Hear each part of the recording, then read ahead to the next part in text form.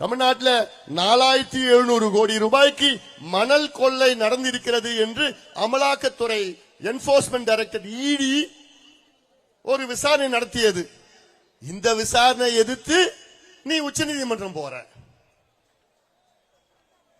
தமிழ்நாட்டிலே டாஸ்மார்க்கில் அந்த டாஸ்மார்க்குடைய போக்குவரத்து டிரான்ஸ்போர்ட்ல 1000 கோடி ஊழல் என்று இடி கண்டுபிடிச்சு அதுக்கு விசாரணை நடத்தினாங்க. இதை எதிர்த்து நீ எங்க ஓடுற? உச்சநீதிமன்றம் ஓடுற.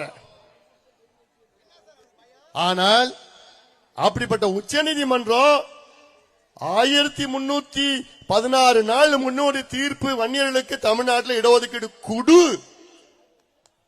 என்று சொல்லி தீர்ப்பு கொடுத்து இவ்வளவு காலமா ஏன் அமைதியா இருக்கிற? ஏன் கொடுக்கல? ஏன் கொடுக்க மறுக்கிற? ஏன் இந்த பிள்ளைங்களை படிக்க கூடாதா? இன்னும் கூலியா இருக்கணுமா? இன்னும் கூலியா வேலை செய்யணுமா? என்னையா காரணம் சொல்லு. மக்கள் ஓட்டு தான் வேணும், இந்த பிள்ளைங்க படிக்க கூடாது. எவ்வளவு மோசடி, எவ்வளவு மோசடி! எல்லாம் இந்த சமுதாயம் மன்னிக்காது, மன்னிக்கவும் முடியாது.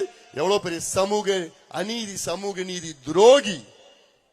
சாதிவாரி கணக்கெடுப்பு நடத்து, அப்பதான் தமிழ்நாட்டில் அனைத்து சாதிகளுக்கும் சமூக நீதி கிடைக்கும் என்று எவ்வளவு காலமாக நாங்க கத்திட்டு இருக்கிறோம். எவ்வளவு போராட்டம், எவ்வளவு ஆர்ப்பாட்டம், கருத்தரங்கம் எவ்வளவு பண்ணிருக்கிறோம். சாதிவாரி கணக்கெடுப்புனா ஒரு சாதி பிரச்சனை கிடையாது, சமூக நீதியின் பிரச்சனை. தமிழ்நாட்டின் அனைத்து சமுதாயங்கள் என்ன நிலையில் இருக்கிறது என்று தெரிந்து கொள்ள கணக்கெடுப்பு நடத்தும். கணக்கெடுப்பு நடத்தாயா உங்களுக்கு தெரியும் யார் யார் என்ன சமுதாயம் என்ன நிலையில் இருக்கிறாங்கன்னு? கணக்கெடுப்பு நடத்தாம எப்படி தெரிஞ்சுப்பீங்க நீங்க? அதாவது வலசை பறவைகள் ரஷ்யா, சைனா, ஆஸ்திரேலியால இருந்து எவ்வளவு பறவைகள் தமிழ்நாடு வருது, அதெல்லாம் கணக்கெடுப்பு நடத்துறீங்க. ஏன் தெருவில் எத்தனை நாய் சுத்திட்டு இருக்குன்னு கணக்கெடுப்பு வச்சிருக்கீங்க.